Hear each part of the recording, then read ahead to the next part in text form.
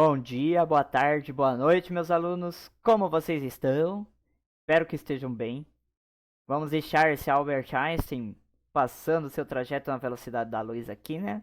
E vamos seguir com o nosso ensino sobre cinemática.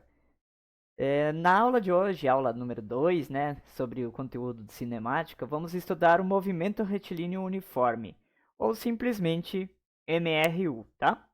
Então, seguimos em frente.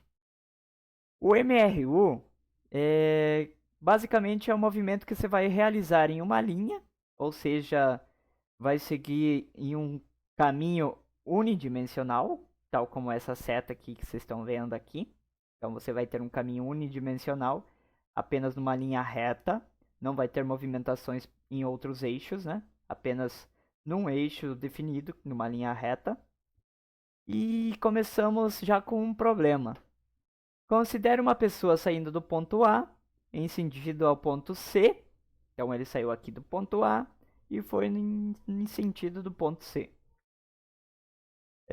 Se sua velocidade for de 2 metros por segundo, qual seria a sua posição após 5 segundos? Então essa é a pergunta que devemos resolver, né? O problema que devemos resolver.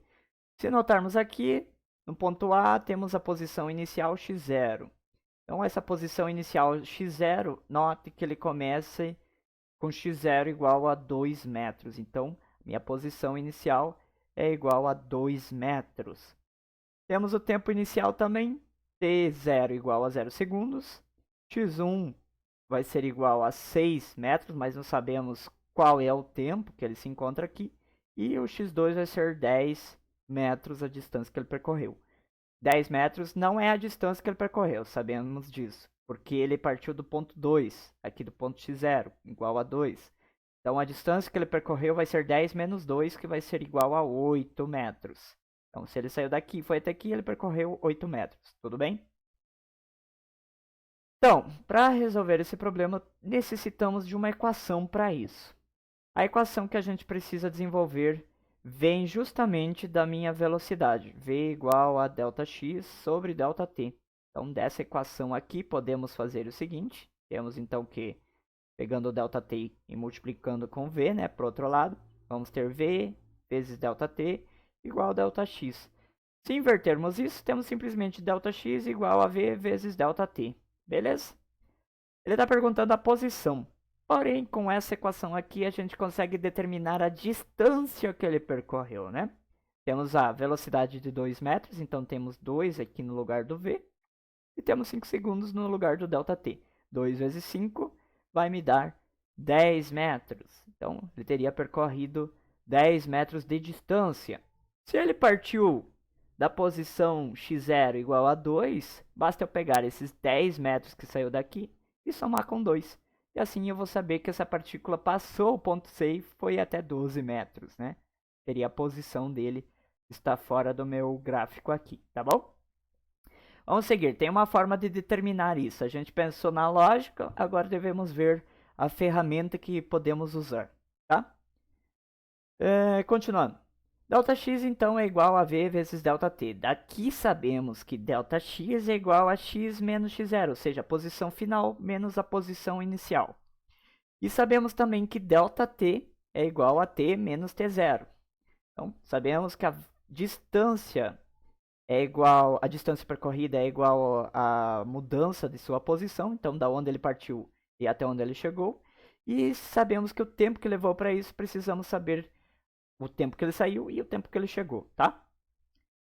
Então, substituindo ΔX, esse ΔX aqui, colocando x menos x0, ΔT substituindo t menos t0, vamos chegar nessa equaçãozinha aqui.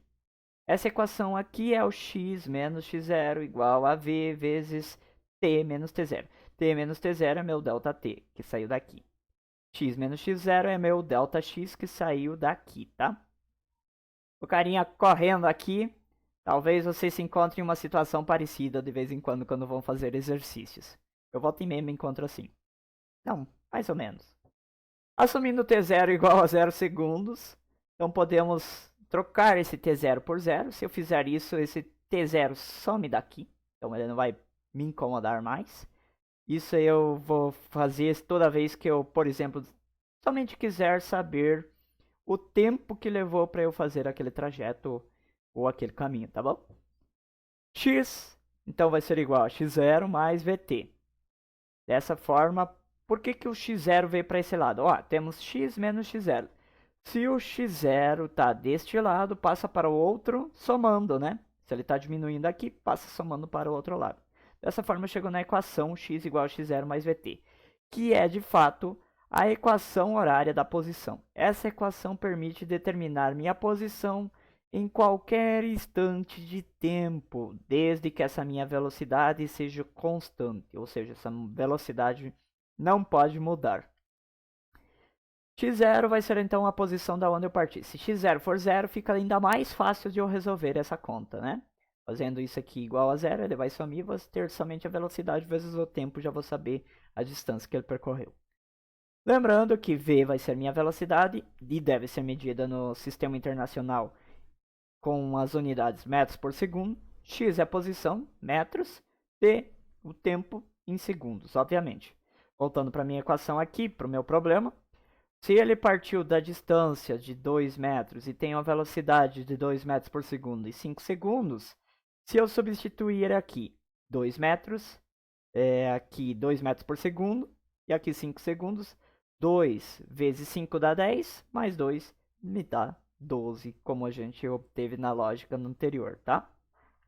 Nota, a velocidade é constante, então nesse caso devemos ter sempre a velocidade constante. Se a minha velocidade sofrer alteração, a gente vai ter um fenômeno na física chamado aceleração, e essa aceleração a gente vai discutir mais pra frente, tá bom? O tempo inicial deve ser 0, no ponto inicial x0. Então, toda vez que eu for contar, por exemplo, o tempo de uma viagem, de um percurso, eu devo contar com x0, iniciar a minha contagem do tempo a partir desse x0, tá? Se eu partir de um lugar anterior, eu devo desconsiderar porque deve ser contado simplesmente da onde eu parti, né? Da minha posição inicial. Ou seja, devo utilizar um cronômetro zerado a partir desse ponto. Em situações reais, só é possível quando não houver nenhum tipo de resistência ao movimento. Isso quer dizer que você não pode ter ar à frente resistindo à sua movimentação, você não pode ter nenhum tipo de força que impeça teu movimento ou coisa do tipo que a gente também vai discutir mais pra frente, tá? Então essas são algumas condições que precisam estar claras para podermos utilizar essa equação aqui. Então, com isso encerramos já a nossa aula 2. Na aula 3 vamos discutir movimento retilíneo uniformemente variado. Essa é uma aula rápida, então. Vamos fazer aulas super rápidas. A lista de exercício vai ser mais rápida ainda. E o Albert Einstein vai ficar no chinelo, tá? Tchau para vocês. Abração!